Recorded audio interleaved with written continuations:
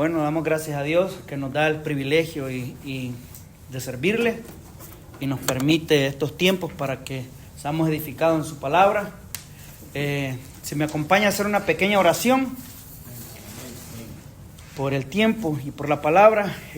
Padre, en el nombre de Jesús nuestro Señor, Señor, queremos poner en tus manos este tiempo para que sea tu palabra, Señor, hablando a nuestra vida, hablando a nuestro corazón.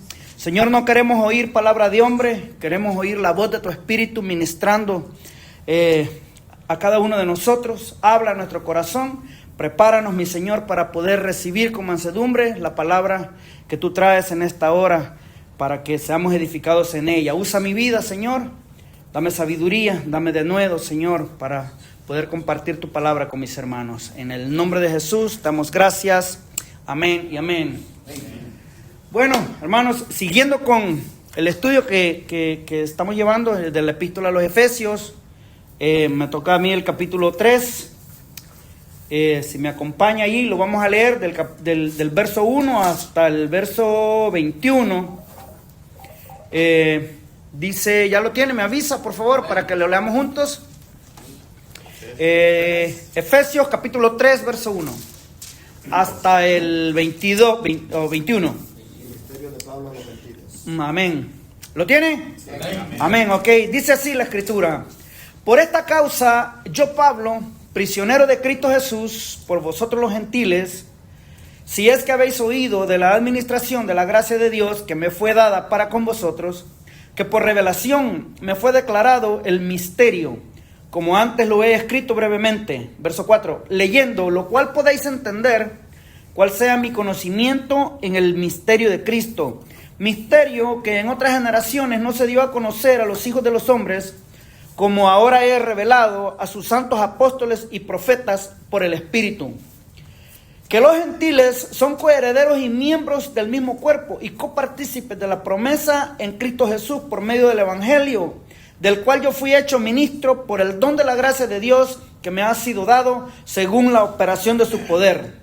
Verso 8, a mí, que soy menos que el más pequeño de todos los santos, me fue dada esta gracia de anunciar entre los gentiles el evangelio de las inescrutables riquezas de Cristo y de aclarar a todos cuál sea la dispensación del misterio escondido desde los siglos en Dios, que creó todas las cosas. Verso 10, para que la multiforme sabiduría de Dios sea ahora dada a conocer por medio de la iglesia a los principados, potestades en los lugares celestiales, conforme al propósito eterno que hizo en Cristo Jesús nuestro Señor, en quien tenemos seguridad y acceso con confianza por medio de la fe en Él, por el cual pido que no desmayéis a causa de mis tribulaciones por vosotros, las cuales son vuestra gloria. Por esta causa doblo mis rodillas ante el Padre de nuestro Señor Jesucristo, de quien toma nombre toda familia en los cielos y en la tierra, para que os dé, conforme a las riquezas de su gloria, el ser fortalecidos con poder en el hombre interior por su Espíritu, para que habite Cristo por la fe en vuestros corazones, a fin de que arraigados y cimentados en amor, seáis plenamente capaces de comprender con todos los santos cuál sea la anchura, la longitud, la profundidad y la altura, y de conocer el amor de Cristo que excede a todo conocimiento, para que seáis llenos de toda la plenitud de Dios. Y aquel que es poderoso para hacer todas las cosas mucho más abundantemente de lo que pedimos o entendemos, según el poder que actúa en nosotros, a Él sea gloria en la iglesia, en Cristo Jesús, por todas las edades, por los siglos de los siglos. Amén. Amén. Bueno, muchos versículos, 40 páginas. El pastor me dijo que 2 horas. Aleluya. El Señor me dijo que hoy nos vamos a quedar de vigilia. Gloria a Dios. Por esta causa, dice el apóstol ahí en el verso 1. Dice, por esta causa, yo Pablo, prisionero de Cristo Jesús, por vosotros los gentiles. Por esta causa, lo que explicó lo que nos habló el hermano Rigo el martes pasado, es una continuación de esos pasajes, desde el verso 2 al 11 al 22. Cabe destacar, es bien interesante, siempre que leo las epístolas del apóstol Pablo, él siempre se refiere a sí mismo como el prisionero de Cristo. No el prisionero de Roma, ni el prisionero de César, sino el prisionero de Cristo. Qué importante es, mire, Pablo, él sabe que la voluntad de Cristo lo ha llevado a la cárcel. Por eso él dice, yo, Pablo, el prisionero de Cristo. Qué importante, ¿no? Podían encadenar a Pablo. Pablo no se consideraba preso por los romanos ni por César. Pablo sabe que lo pueden tener a él encadenado, pero no el mensaje. El mensaje del evangelio nadie lo puede detener. ¿Sabe por qué? Porque es el poder de Dios. Porque el mensaje del evangelio es Cristo Jesús. Y el mensaje de Cristo Jesús tiene poder. Pablo dice, pero nosotros predicamos a Cristo y a este crucificado. Para algunos ciertamente tropezadero, para otros locura. Pero para nosotros, dice Pablo, Cristo es poder de Dios. Poder de Dios. Y eso nadie lo puede frenar. Muchos hombres han querido frenarlo. ¿Cuántos hombres no han querido detener el evangelio? Pero ¿sabe qué? Se van a caer en el intento. El evangelio no lo puede frenar nadie. Por más que quieran, por más que lo intenten. El prisionero de Cristo Jesús, dice Pablo, por amor de vosotros los gentiles. Fíjate qué interesante, cuando Pablo escribió esta carta, estaba preso en Roma. Por causa de un alboroto que hubo en Jerusalén, que el pastor Mauricio lo narró cuando dio la introducción. A Pablo lo agarraron porque lo acusaban que había metido un gentil al templo.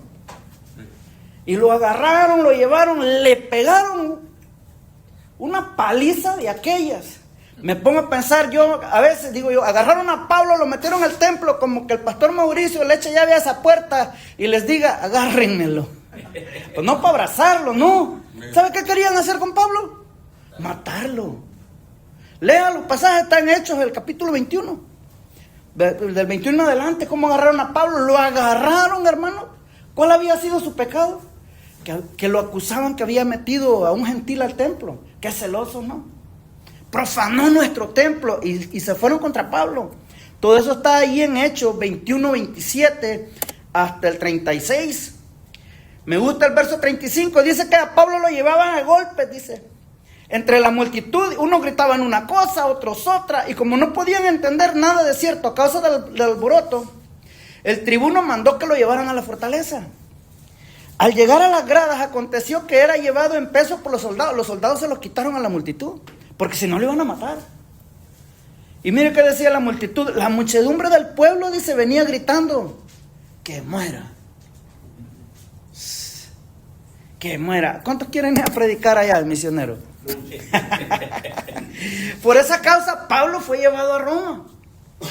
¿Sabe por qué? Porque apeló a César para ser juzgado. ¿Sabe que el Señor le había dicho a Pablo que Pablo, él lo iba a utilizar para ir con los magistrados, con los reyes, con los sacerdotes? A Pablo lo iba a llevar con las eminencias, pero el Señor no le dijo cómo. No le dijo cómo lo iba a llevar. A lo mejor Pablo hasta ya tenía sus barachitos bien lustraditos y su trajecito, ¿no? Iba a ir de saco y corbata, iba a ir ante César, ante el rey. El Señor no le dice cómo lo va a llevar. Lo lleva en cadenas. Lea todo eso, ahí está en el libro de los Hechos. Cuando fue ante Festo, cuando le dice, ay, Pablo, estás loco. Le dice, por poco me persuades a ser cristiano. Mire, dice ahí el verso 2 en Efesios. Voy a ir yo, vamos a hacer una dinámica, voy a ir yo a las otras citas y usted se queda ahí en Efesios capítulo 3 para que avancemos en el tiempo. Dice el verso 2 de Efesios 3:2. Dice, como decía el 1 para cogerle bien, dice, por esta causa yo, Pablo, el prisionero de Cristo Jesús, por vosotros los gentiles, dice. El verso 2, si es que habéis oído de la administración de la gracia de Dios que me fue dada para con vosotros. Mire, cabe resaltar que este sí no es un sí condicional como si Pablo lo está dudando. No, lo presume cierto, porque Pablo le está hablando a los hermanos. No tiene sentido pensar que Pablo está dudando, que los hermanos han escuchado lo que Pablo ha hecho, o el Señor ha hecho con Pablo. El verso 3 dice que por revelación me fue declarado el misterio, como antes lo he escrito brevemente. Verso 4. Leyendo, lo cual podéis entender cuál sea mi conocimiento en el misterio de Cristo.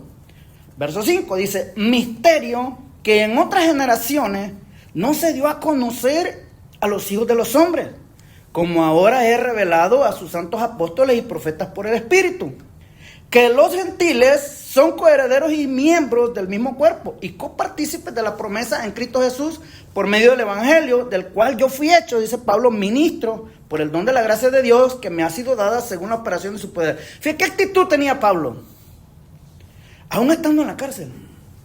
Pablo no está deprimido, no está llorando, no está, ay, que ¿por qué estoy aquí? Yo que andaba predicando y me agarraron y me echaron al bote. No, Pablo sabe que el Dios que le sirve es un Dios de propósitos. No es un Dios por casualidad. No es que a Dios se le escapó de las manos y no cuida a Pablo. No, todo está dentro de un propósito que Dios tiene para llevar un mensaje a las personas que están en la cárcel. ¿Sabe? Leí a un historiador judío que dice que Pablo, él estaba encadenado por las noches a un soldado romano para que no se escapara, porque ellas tenían fama. Tenía fama que los metían al bote y alguien les abría la celda y se iba. Pues ya usted conoce la historia de lo que pasaba con Pedro. Entonces a Pablo lo tienen encadenado a un soldado romano. ¿Y qué hacía Pablo? Le predicaba el evangelio, lo ganaba para Cristo. Si usted lee Filipenses, al final dice, cuando saluda a los hermanos, dice, y la guardia pretoriana del César también les manda saludos. Ya se los había ganado. Pablo era de esos hermanos que no se le podía acercar a un mundano, porque lo primero que hacía, a predicarle el evangelio. Que esa debe ser la actitud que todos nosotros debemos tener. Cuando Dios te acerca a un inconverso, no es para que te pongas a hablar de fútbol. No, háblale de Cristo. Tú no sabes si esa es la única oportunidad que esa persona va a tener de escuchar el evangelio. Y esa debe ser nuestro objetivo y nuestra misión, predicarle el evangelio. Dice, mira, Pablo no está acongojado en espíritu a causa de estar preso. Está ahí como prisionero de Roma, pero él no lo admite. Él dice, no, yo estoy preso por causa del evangelio, por causa de Cristo. Pero todo esto ocasiona que Pablo cumpla el propósito de Dios. Dice el verso 3, que por revelación me fue declarado el misterio, como antes lo he escrito brevemente. Leyendo, dice, lo cual podéis entender cuál sea mi conocimiento en el misterio de Cristo. Mire, Pablo no había aprendido el misterio de nadie más, ni lo había descubierto por su propia inteligencia. Se le había dado a conocer por revelación directa de parte de Dios. No dice cuándo sucedió esto ni cómo. Todo lo que sabemos de una u otra forma es que Dios le mostró a Pablo su plan para con la iglesia. ¿Sabías que Pablo es el único cristiano que nadie lo evangelizó?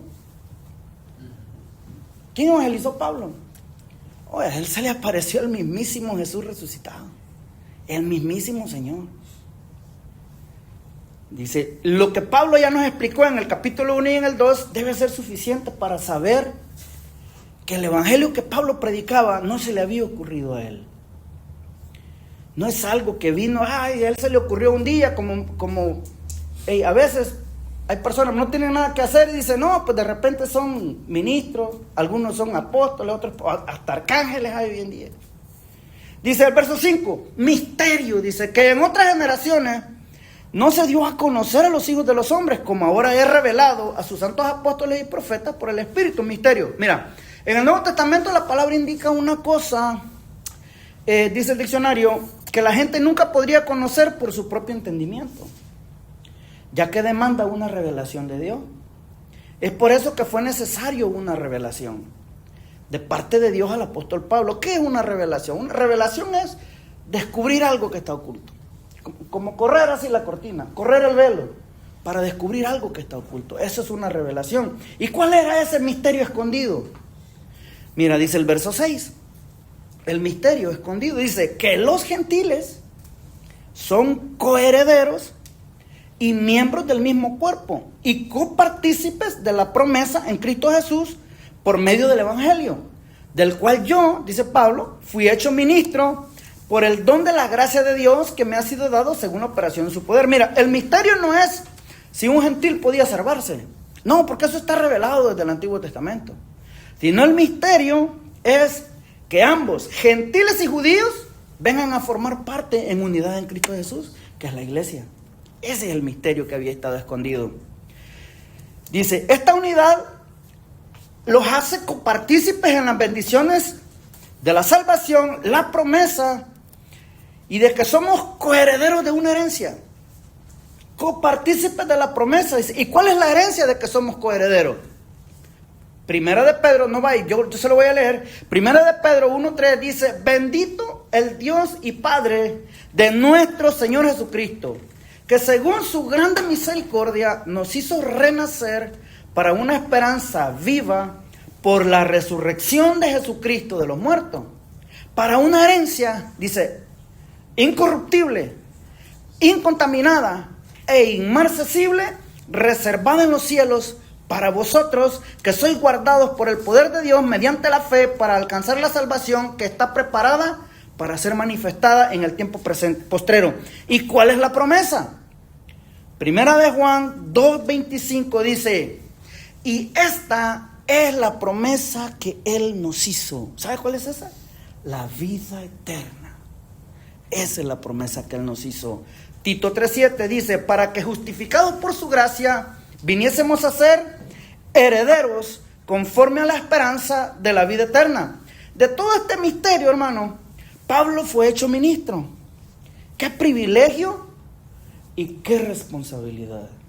¿Sabía usted que cada privilegio demanda una responsabilidad? Demanda una responsabilidad. Y Pablo lo sabía. Dice Pablo que él es un ministro, del cual él fue hecho ministro. ¿Qué es un ministro? Un ministro es un diácono. ¿Qué es un diácono? Un servidor. Un ministro no es el que manda, no, es el que sirve. Un ministro es un servidor. Si busca un diccionario, busca la palabra ministro. Un diccionario griego, un diccionario bíblico, no de la Real Lengua Española, porque eso tiene otras definiciones seculares. Un ministro es un diácono, que en su significado más simple es servir a los demás. Este significado hoy en día se ha perdido en algunos lugares. Porque hoy quieren ser servidos, no servir. Y es triste eso. No hay cosa más grande, hermano, que el privilegio de servir a los demás. Porque sirviendo a los hermanos, dice la Escritura, a Cristo servimos. Algunos hombres a veces es la misma culpa de nosotros porque los elevamos en demasía, porque el mismo pueblo tiene la culpa, porque les comienzan a rendir pleitesía, que ya los grandes siervos ya no quieren hacer nada, ya no quieren servir, hasta guardaespaldas traen. Y no se puede hacer como no me toque. ¿Es que no eres un servidor público? Mira, yo creo que, de todos los que han caminado en esta tierra, no ha habido otro más grande del que le voy a leer aquí en Marcos capítulo 10, verso 42. Mire lo que pensaba el más grande de los grandes. Dice, mas Jesús, llamándolos, esto es a los apóstoles, les dijo, miren lo que les dijo Jesús, ¿sabéis que los que son tenidos por gobernantes de las naciones se enseñorean de ellas? Y sus grandes ejercen sobre ellas potestad. Y les dice, pero no será así entre vosotros, sino que el que quiera hacerse grande, ¿cuántos quieren ser grandes? Amén, yo quiero ser grande.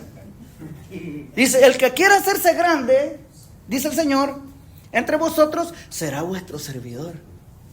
Dice el verso 44, y el que de vosotros quiera ser el primero, será siervo de todos. Verso 45, mire cómo dice, porque el Hijo del Hombre no vino para ser servido. Acá vino el Hijo del Hombre, dice, sino para servir y para dar su vida en rescate por muchos. Oye, a veces hay que rogar a los hermanos para que sirvan. Oye, hermano, necesitamos servidores. No, yo si hay de apóstol, sí. Solo de apóstol o de profeta. Hoy hasta patriarcas hay. De Ujier, Ujiercito. Menosprecia el servicio a Dios. ¿Sabe que en el servicio a Dios no hay más grandes y pequeños? Hay más responsabilidades. Pero veamos, mire la actitud de Pablo al respecto. Pablo tiene clara su posición. Pablo no se siente el más grande de los grandes, no, él sabe que él es un servidor. Y que todo lo que él tiene y ha llegado a tener ha sido dado por gracia de Dios. Como a ti, como a mí. Mira, dice el verso 8. Mira cómo dice Pablo, dice, a mí. Dice, ese misterio que había estado oculto, que no le fue revelado a ninguno de los profetas, le fue revelado a Pablo. Dice, a mí, dice, que soy menos que el más pequeño de todos los santos. Que me fue dada esta gracia de anunciar entre los gentiles el evangelio de las inescrutables riquezas de Cristo. ¡Wow! ¡Qué privilegio! ¿Cuántos quieren ese privilegio? Compártalo. Ya lo tiene. Si tiene a Cristo en su corazón y el Espíritu Santo, comparte el evangelio. Compártalo con otro. Mire cómo Pablo dice, me fue dada esta gracia. Dice, ¿cuál era esa gracia? Poder predicar el evangelio, hermano. Eso es una gracia. Un don, un servicio. El gran privilegio de servir a Dios, no tiene precio. No tiene precio. Imagínate, a veces nos jactamos porque trabajamos allí en una compañía y hasta paramos el pecho porque traemos el nombre de la empresa. Boeing. Northwest Cowboy, aquí. Ajá. ¿Qué hubo? Sí, ¿y dónde trabajas? No, yo, ¿qué? Dice, yo trabajo en la Boeing, dice, y trabaja apretando tuercas, tornillitos de los asientos. Pero sí, trabaja en Boeing. No, hermano, mira. Pablo, y llámalo a servir, no quieren. No hay honra más grande para el ser humano que el Rey del universo, el creador de todo lo que tus ojos ven y lo que no podemos ver, te llame a servir. Eso no tiene precio. No hay precio para eso. Porque dice Pablo cuando escribe a los Corintios, en 1 Corintios 4:7, dice, porque ¿quién te distingue? Dice, ¿o qué tienes que no hayas recibido? Y si lo recibiste, ¿por qué te glorías? Como si no lo hubieras recibido. O sea, como si se nos hubiera ocurrido a nosotros. Que nos llaman a servir y lo menospreciamos. Dice, a veces, hermano, y hay algunos que sirven y como ya son el líder de los sugieres, ya el pavo real ya se empluma. El hombre, hermano, por más logros ministeriales que llegue a tener, no es merecedor de la gloria que solo le pertenece a Dios. ¿Sabe por qué? Porque todo es de Él. ¿Qué tenemos que no hayamos recibido? ¿Qué producimos nosotros? Nada. Todo es por gracia. Todo lo pone Él. ¿Sabe qué es lo único que producimos nosotros? Es pecado. Líos, problemas, eso es lo que sale de nosotros. Y lo bueno que hay en nosotros, lo puso Él. ¿Para qué? Para que la gloria sea de Él y no de nosotros. Dice Pablo, el verso 7. Fíjate cómo dice Pablo, pero tenemos este tesoro, hablando del evangelio. Miren dónde dice Pablo que lo tiene. En vasos de barro. ¿Para qué? Dice, para que la excelencia del poder sea de Dios y no de nosotros. Vasos de barro, ¿por qué no eran vasos de oro? Vasos de barro. ¿Por qué no era de oro? O de plata. O de stainless steel. Hasta lengua estoy hablando ya. ¿Por qué de barro? Mira, ¿sabes por qué, hermano? Mira, vaso de barro. Dice, Pablo habla metafóricamente para dar a entender que cualquier cosa nos quiebra, que somos frágiles, que el poderoso es Él. El poderoso es Él, por eso la gloria es de Él. Por eso somos vasos de barro. Mira cómo estamos nosotros, dice Pablo.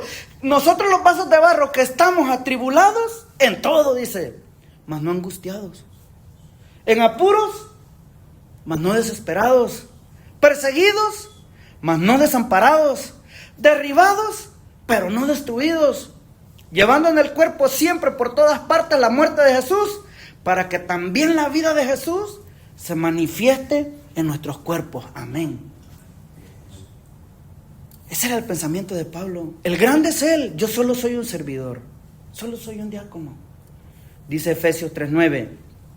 Dice, y de aclarar a todos la gracia que Él recibió, cuál sea la dispensación del misterio escondido desde los siglos en Dios, que creó todas las cosas. Miren, la persona que llega a conocer el misterio de Dios, así como lo dio a conocer Pablo, como ahora yo y tú lo conocemos, ¿sabes qué? Dios le demanda una responsabilidad. ¿Y cuál es esa responsabilidad? De compartirlo. Oye, a mí me fue revelado. ¿Y qué vas a hacer? Compártelo. Compártelo. Compártelo con otro. Porque ese misterio nos debe interesar a todos los que somos la iglesia. Dice el verso 10, para que la multiforme sabiduría de Dios sea dada a conocer por medio de la iglesia a los principados y potestades en los lugares celestiales. Mira, la iglesia es el medio que Dios utilizó para dar a conocer a los seres espirituales, ya sean ángeles, arcángeles, y como lo que quieras llamarles, de la multiforme sabiduría del plan de Dios. ¿Cuál era ese plan? De unir a judíos y gentiles para formar su iglesia. Dice 1 de Pedro 1:10, los profetas que profetizaron de la gracia destinada a vosotros, dice, inquirieron. ¿Y cómo inquirieron? Dice, diligentemente indagaron acerca de esta salvación, escudriñando qué persona y qué tiempo indicaba el Espíritu de Cristo que estaba en ellos, el cual anunciaba de antemano los sufrimientos de Cristo y las glorias que venían tras ellos. A estos, dice el verso 12, se les reveló que no para sí mismos, sino para nosotros, administraban las cosas que ahora os son anunciadas por los que os han predicado el Evangelio, por el Espíritu Santo enviado del cielo, cosas en las cuales anhelan mirar los ángeles. Mira, estos hombres, fíjate el corazón de estos hombres. El corazón de estos hombres. Trabajaban, padecían, sufrían y sabían que no era para ellos. ¿Quién de ustedes estaría dispuesto a trabajar para y que yo voy a cobrar su cheque?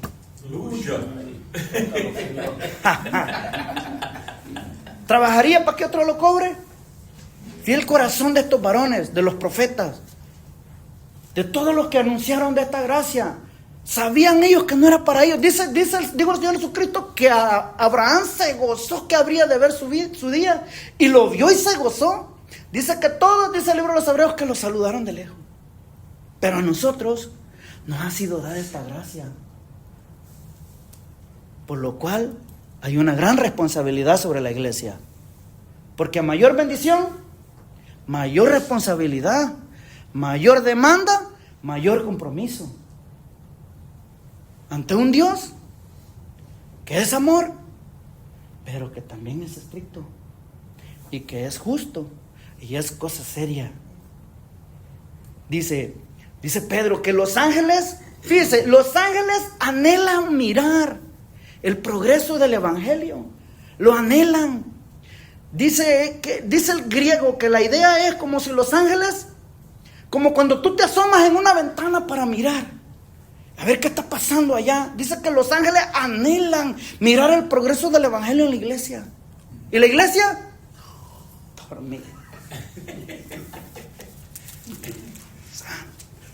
Y los ángeles, Señor, yo me imagino a Gabriel, Señor, mándame a mí. Mira lo que pagaste por este dormilón. Mándame a mí, Señor. No, tú no puedes ir. Los ángeles no pueden predicar el evangelio, por más que quieran. ¿Sabes por qué? Mira, te lo voy a regalar gratis. No cobro. Quisieran los ángeles, anhelan los ángeles dar a conocer el evangelio. ¿Sabes por qué no puede un ángel predicar el evangelio?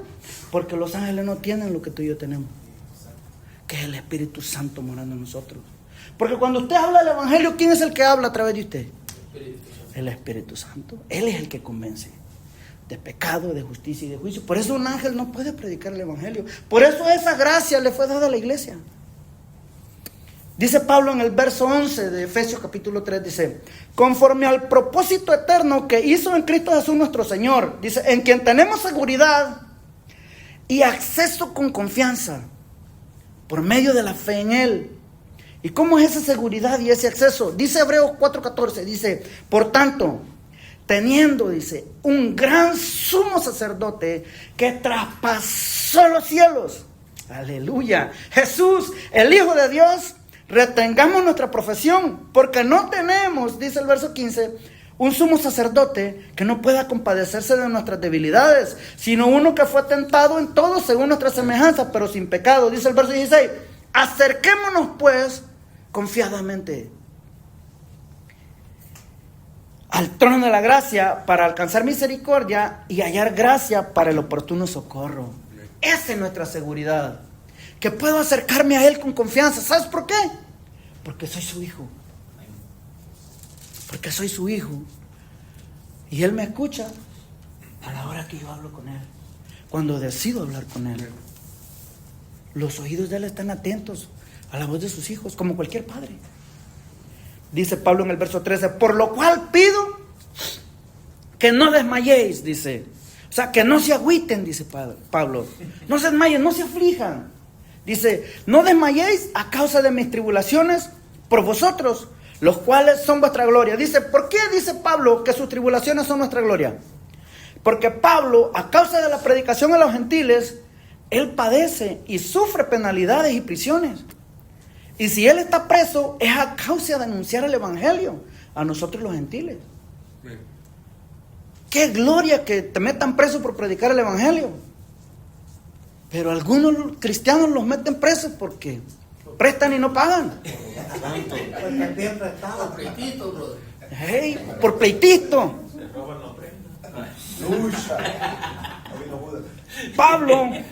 Pablo, mira, está preso por causa del evangelio. Mira, Dios utilizó a Pablo para dar a conocer todo este plan divinamente hecho por Dios. Mira qué privilegio tenía Pablo. Por eso ese hombre, dice el libro de los Hechos, que Pablo estaba de lleno entregado a la predicación. Pablo no perdía tiempo. Pablo llegaba a una ciudad y lo primero que hacía era ver dónde se juntan los hermanos, dónde se juntaban los judíos para ir a predicarles el evangelio. Hoy nosotros llegamos a un lugar y a buscar primero dónde están los mejores tacos.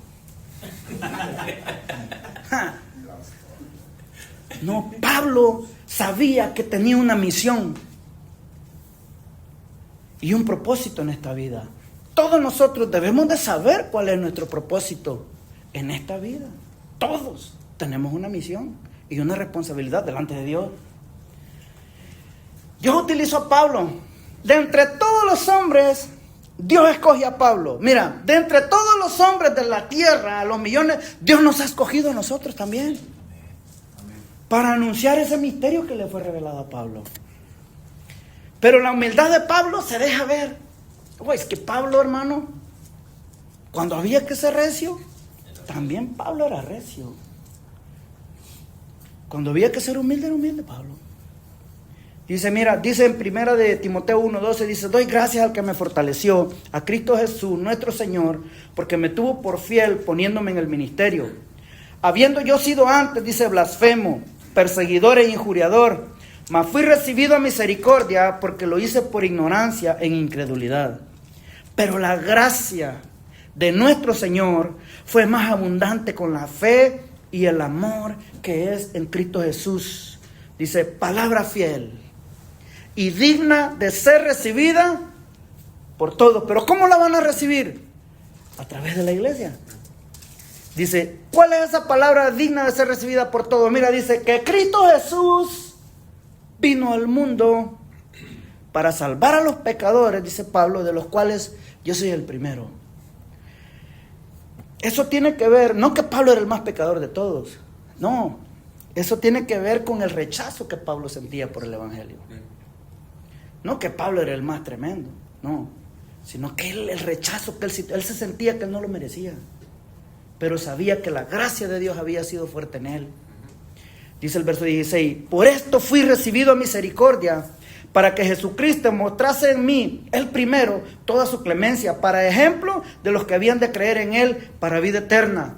Y mira cómo dice Pablo, por tanto al Rey de los siglos, inmortal, invisible, al único y sabio Dios, a él sea el honor y la gloria, dice, por los siglos, amén.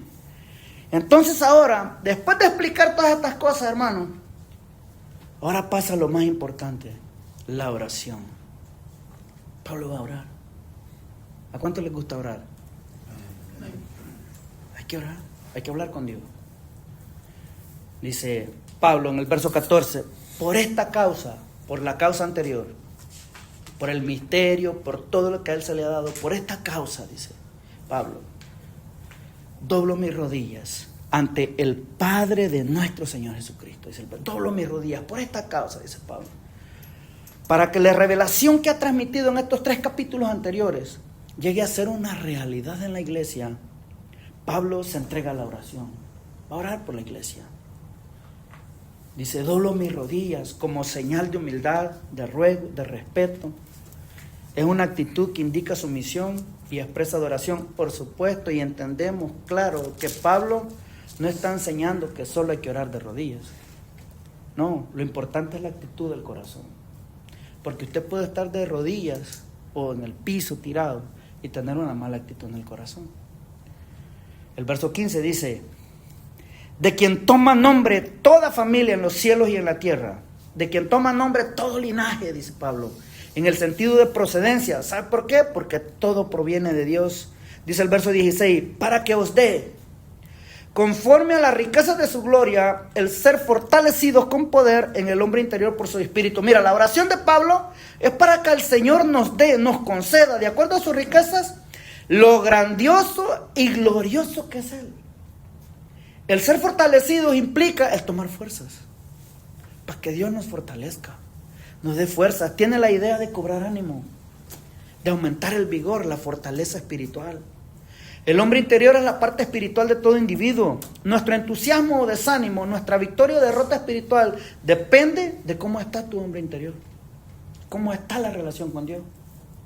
¿Cómo está? Eso lo sabe cada uno de nosotros. ¿Cómo está nuestra relación con Dios? Hay que cultivarla todos los días. Dice, por su espíritu, que es el medio por el cual Dios nos fortalece. El Espíritu Santo, hermano, toma de la plenitud de Cristo, de las riquezas abundantes de su gloria, de la supereminente grandeza de su poder, dice, y nos las transmite. Él toma de los tesoros de Cristo y nos fortalece, nos edifica y nos enriquece. La provisión de Dios para nuestro crecimiento y edificación está dentro de nosotros a través de su Espíritu.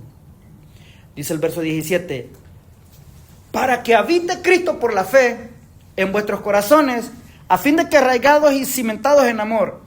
¿Cómo que para que habite? Bueno, yo cuando estaba leyéndolo y estudiando, dije, para que habite, oye, que no habitaba, pues. ¿No le está hablando a los hermanos? Pues Cristo habitaba en él, en ellos, ¿no? Entonces, ¿por qué Pablo les dice para que Cristo habite por la fe en los corazones de ellos? Mira, ¿qué significa esta frase? Que es bien importante. Mira, una cosa es que Cristo vive en nosotros y otra es muy distinta, que Él gobierne en nuestro ser. Eso es lo que Pablo quiere decir. No que Cristo habite, porque ya habitaba, son cristianos, sino para que Cristo sea quien gobierne el ser de ellos. Es muy diferente el que visita como el que habita. ¿Qué dice el Salmo 91? El que habita al abrigo del Altísimo, dice el verso 1. No dice el que visita, porque a veces nosotros nomás visitamos la presencia de Dios, no habitamos en ella. ¿Por qué? Porque, ¿cómo cuesta orar? ¿A cuánto les cuesta orar? A mí me cuesta orar. Mamá, yo soy el pecador. Híjole, oren por mí.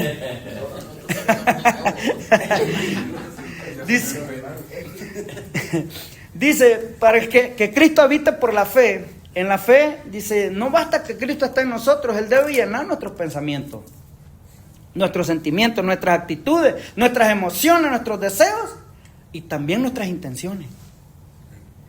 Dice Pablo, para que arraigados y cimentados en amor, y va a usar una doble metáfora.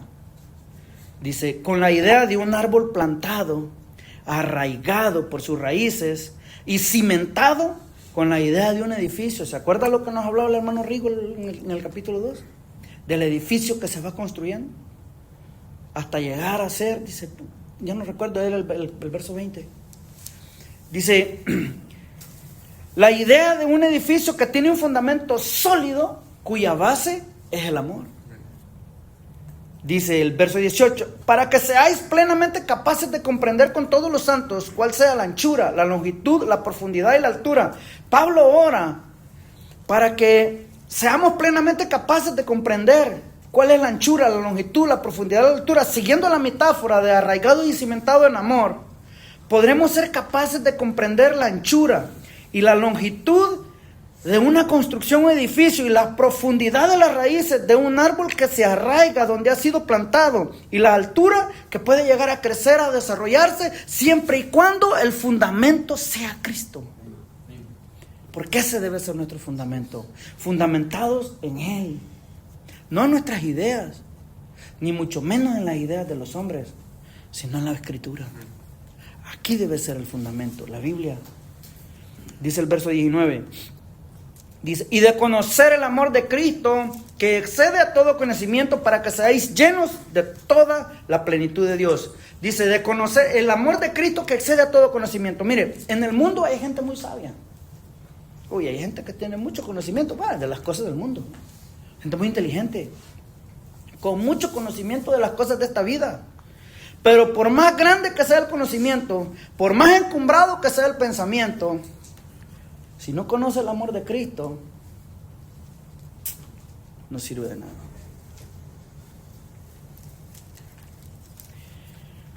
Dice el apóstol, para que excede a todo. Acuérdate que Pablo está refutando el pensamiento griego, porque ellos se creían muy sabios. Y un hombre, por muy sabio que llegue a ser, como le digo, si no conoce el amor de Cristo, está más perdido que el chiquillo de la Llorona. La verdad. Y no conoce a Cristo. Dice que Pablo está refutando el pensamiento griego, que buscaba la sabiduría de este mundo. Dice el apóstol Pablo en 1 Corintios 1:19, dice, destruiré la sabiduría de los sabios y desecharé el entendimiento de los entendidos. Y pregunta, dice, ¿dónde está el sabio? ¿Dónde está el escriba? ¿Dónde está el disputador de este siglo? ¿No ha enloquecido Dios la sabiduría de este mundo? Pues ya que en la sabiduría de Dios el mundo no conoció a Dios, mediante la sabiduría agradó a Dios salvarnos a nosotros por la locura de la predicación. ¡Ey, locura! Como uno que murió crucificado, como un Dios que fue crucificado y murió y resucitó. Para los griegos era locura, porque la palabra de la cruz, dice Corintios, es locura para los que se pierden, pero para nosotros es poder de Dios. Para los que se salvan, es poder de Dios. Bendita locura de la predicación que nos salvó, nos alcanzó. Y hoy estamos aquí. A veces yo me pongo a pensar, ¿y dónde estuviera si Cristo no me hubiera alcanzado? Gracias, Señor. Le doy gracias a Dios. Gracias, Señor, por haberme alcanzado. Por tu gracia, por tu misericordia. Gracias, Señor. Qué bueno es Dios. Dice, ya para terminar, mira, tiempo, las otras 20 páginas.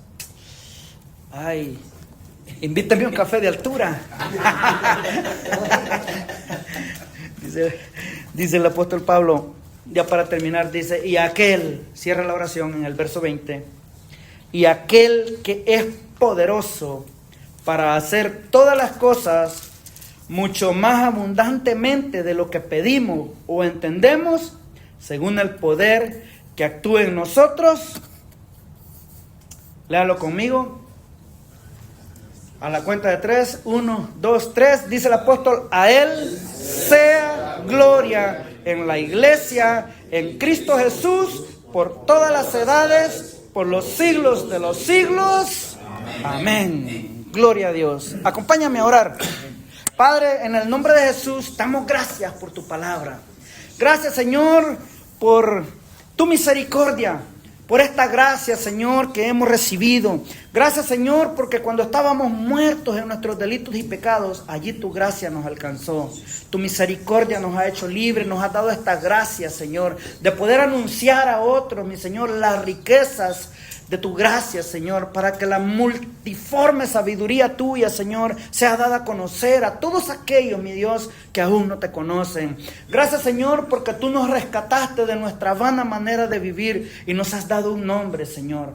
Nos has dado el derecho, Señor, de ser tus hijos. Y como hijos obedientes, Señor, nos disponemos para que tú nos uses, Señor, conforme a cada uno de nosotros, conforme al don y a la medida de fe, Señor, que tú has depositado en cada uno de nosotros. Usa nuestra vida, Señor. Queremos servirte, Señor. Queremos, mi Señor, ser útiles, ser vasos útiles, mi Señor. Pero dice tu palabra que en una casa grande hay vasos para usos viles y hay vasos para usos honrosos. Pero si alguno se limpia de toda inmundicia, Señor, dice tu palabra que puede llegar a ser un vaso útil para que tú lo utilices, mi Señor, para tu gloria, para la honra y la gloria de tu nombre. Gracias, Señor, por tu palabra. Te pedimos, mi Señor, que esta palabra, Señor, no caiga en tierra seca, sino en tierra fértil, Señor. Gracias por tu palabra, mi Señor. A ti sea la gloria por los siglos de los siglos. Amén y amén.